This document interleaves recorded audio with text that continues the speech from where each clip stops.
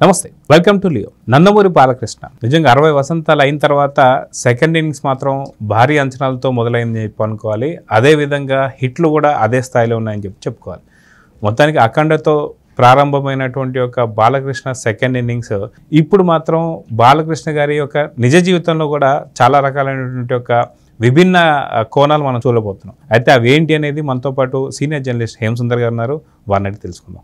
Sir నమస్తే. నమస్తే అండి. సార్, బాలకృష్ణ గారి సెకండ్ ఇన్నింగ్స్ అనుకోవాలా, థర్డ్ ఇన్నింగ్స్ అనుకోవాలా తెలియదు. ఎందుకంటే ఒకనొక టైంలో 80s టైంలో కానీ ఆయన హిట్స్ కావచ్చు, దాని తర్వాత 90sలో వచ్చింది కావచ్చు, తర్వాత అఖండతో స్టార్ట్ అయినటువంటి ఒక ఇది.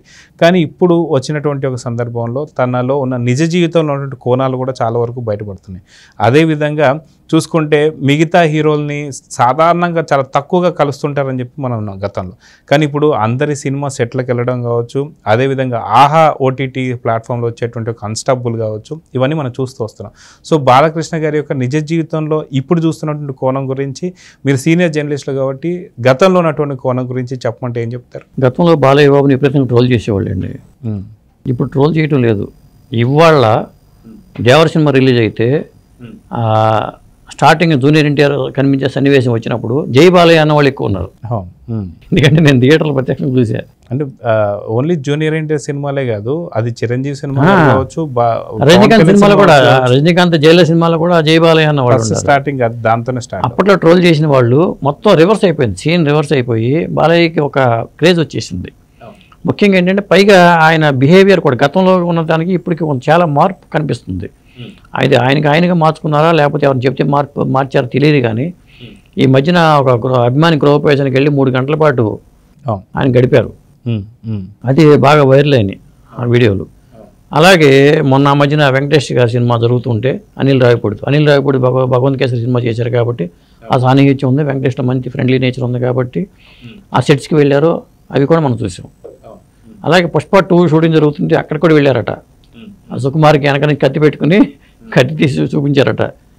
అలా సరదాగా ఆ సెట్లో అల్లు అర్జున్తో మాట్లాడటం కానీ, ఆ తర్వాత ఆ సుకుమార్తో రియాక్ట్ అవడం కానీ, ఇవన్నీ కూడా మనకి సోషల్ మీడియాలో వైరల్ అవుతున్న విషయాలు. చాలా మార్పు అయితే బాలయ్య బాబు మనం చూస్తున్నాం. అది సినిమాల పరంగానూ ఉంది, వ్యక్తిగతంగానూ కూడా మార్పు కనిపిస్తుంది. అయితే ఈ మధ్య కాలంలో అన్స్టాపబుల్ మొదలైన తర్వాత యంగ్ హీరోస్తో కూడా చాలా మంచి సన్నిహిత్యం కావచ్చు, చాలా ఫ్రెండ్లీ నేచర్ మనం చూస్తున్నాం. సిద్ధు జొన్నలగడ్డతో కావచ్చు, అదేవిధంగా మిగతా విశ్వక్సేన్తో కావచ్చు, ఇలాంటి సీన్లు మనం చూస్తూ వస్తున్నాం. సో ఎలా చూడాలంటే అదే చెప్పేది. ఇప్పుడు మనకి అన్స్టాపబుల్లో చూసాం, బ్రో హనుమంటూ ఆయన అన్నాడు కదా. అలాగే అల్లు అర్జున్కి పుష్ప 2కి వెళ్ళినప్పుడు కూడా అల్లు అర్జున్ సార్ అంటే సార్ ఏంటి బ్రో అను అని చెప్పి ఆయన అన్నారట. అంటే ఆయన అందరితో కలిసిపోతున్నారు. అక్కడ అర్థమైపోతుంది ఆ మార్పు అనేది చాలా క్లియర్గా వచ్చేసింది. సక్సెస్ వచ్చినప్పుడు ఆటోమేటిక్గా మరి అంటే గతంలో సక్సెస్ లేదని కాదు, కానీ ఇప్పుడు ఆయన స్టామినా బాగా పెరిగిపోయింది. అందువల్ల దాంతోపాటు ఆయన ఆ మార్పు అనేది చాలా క్లియర్గా కనిపిస్తుంది. గతంలో ఏంటంటే ఆయన ఊరికి అభిమానంతో కొట్టినా కానీ ట్రోల్ చేసి ఈయనకు నిజంగానే కొట్టాడని ఇలా అనుకునేవాళ్ళు. ఇప్పుడు ఏం చెప్తున్నారంటే బాలయ్యది చిన్న పిల్లాడి మనస్తత్వం అని చెప్పి చెప్తున్నారు. అప్పుడు అలా చెప్పేవాడు కాదు. నా సోషల్ మీడియా బాగా అప్పుడు స్టార్టింగ్ రోజుల్లో ఒక విధంగా చెప్పాలంటే ట్రోల్ చేయటం ఎక్కువైంది. ఆయన అసలు క్యారెక్టర్ అనేది అప్పుడు తెలియలా, ఇప్పుడు అర్థమవుతుంది. అయితే బాలకృష్ణ గారి మూవీ కెరీర్లో చూసుకుంటే భైరవ దీపం ఒక మైల్ స్టోన్ అని చెప్పి అనుకోవచ్చు. అయితే భైరవ దీపం సీక్వెల్ రాబోతుందని చెప్పి కూడా అంటున్నారు. సో ఎవరు డైరెక్షన్ వహిస్తే బాగుంటుంది, ఆ సినిమా గురించి మీరు ఏం చెప్తారు? అంటే ఆల్రెడీ బయట వార్తలు వస్తున్నాయి. అంటే బాలయ్య బాబే ఈ సినిమా సీక్వెల్ చేద్దాము, నువ్వే డైరెక్ట్ చేయాలని ప్రశాంత్ వర్మ చెప్పారని. మోక్షజ్ఞ సినిమా హిట్ చేస్తే ఈ సినిమా నువ్వే చేస్తామని చెప్పారని టాకు. అది ఎంతో నిజం తెలియదు, కానీ భైరవ దీపానికి సీక్వెల్ వస్తుంది. ఇంకొకటి ఏంటంటే సింగేశ్వర శ్రీనివాసరావు గారు దీనికి డైరెక్టర్, ఆదిత్య 999 మ్యాక్స్, దానికి అది ప్రశాంత్ వర్మతో చేద్దామని అనుకున్నారు. కానీ ఇప్పుడు బాలయ్య బాబు డైరెక్ట్ చేస్తారా? ఒకవేళ భైరవ దీపం ఈయన చేస్తే అది సింగేశ్వర శ్రీనివాసరావు గారి సినిమాని. సింగేశ్వర శ్రీనివాసరావు సినిమాలో 2 ఆణిముత్యాలని చెప్పాలి. అది చేస్తే మాత్రం మంచిది. ఎందుకంటే అది ఒక సపరేట్ జానర్లోకి వచ్చే సినిమా భైరవ దీపం అనేది. కంపల్సరీగా సీక్వెల్ చేస్తే మంచిది. అయితే ఏఐ టెక్నాలజీ ద్వారా ఇప్పుడు గతంలో కోల్పోయినటువంటి ఒక నటీనటులను కూడా ఇప్పుడు సినిమాలో మనం చూస్తున్నాం. అదేవిధంగా భారతి 2లో కూడా మనం వివేక్ని కావచ్చు, ఇలాంటి కొంతమంది చూస్తూ వస్తున్నాం. సో అలాగా చూసుకుంటే భైరవ దీపంలో ఒకవేళ బాలకృష్ణ గారు హీరో అయి ఉంటే మళ్ళీ రోజా గారు ఉండొచ్చా హీరోయిన్గా? మళ్ళీ రోజాని పెడతారని నేను అయితే అనుకోవట్లా. సో మొత్తానికి భైరవ దీపం పైన ఇప్పుడు ఎక్స్పెక్టేషన్స్ ఎలా ఉన్నాయి అనుకోవచ్చు? అంటే ప్రేక్షకులకి కొత్తదనం, ఖచ్చితంగా ఉంటుంది. మనం బాహుబలి ఈ తరహా సినిమా చూసిన వాళ్ళు కాబట్టి భైరవదీపం చేస్తే బాలయ్య బాబు ఆ కెరీర్లో అది ఒక కాణిముత్యం అని చెప్పుకోవాలి. అప్పట్లో ఉన్న పాటలు కానీ, ఎందుకంటే దాంట్లో లిల్లీ పుట్స్ లాగా కూడా చూపించారు, ఆ టెక్నాలజీ ఉపయోగించి చేశారు. సంగీతం గారు అప్పట్లో ఆదిత్య 369 ఎంత కొత్తదనం చూపించారో భైరవదీపంలో కూడా అంతే కొత్తదనం చూపించారు. అది హిట్, ఇది హిట్టే. ఖచ్చితంగా దానికి సీక్వెల్ దీనికి సీక్వెల్ వస్తే మాత్రం బాలయ్య బాబు కెరీర్కి ప్లస్ అని చెప్పాలి. అయితే బాలయ్య గారే ఉండబోతున్నారా హీరోగా, లేదంటే మోక్షజ్ఞని పెట్టబోతున్నారా అంటే ఏం చెప్తారు? చెప్పలేము, టైం ఎలా వస్తుందో. ఇప్పుడు మోక్షజ్ఞ కోసం డేట్స్ కోసం చాలా మంది చూస్తున్నారని సమాచారం. 2 నెలలు 3 నెలలు ఈ సినిమా సెట్స్ మీద వెళ్ళిపోతుంది.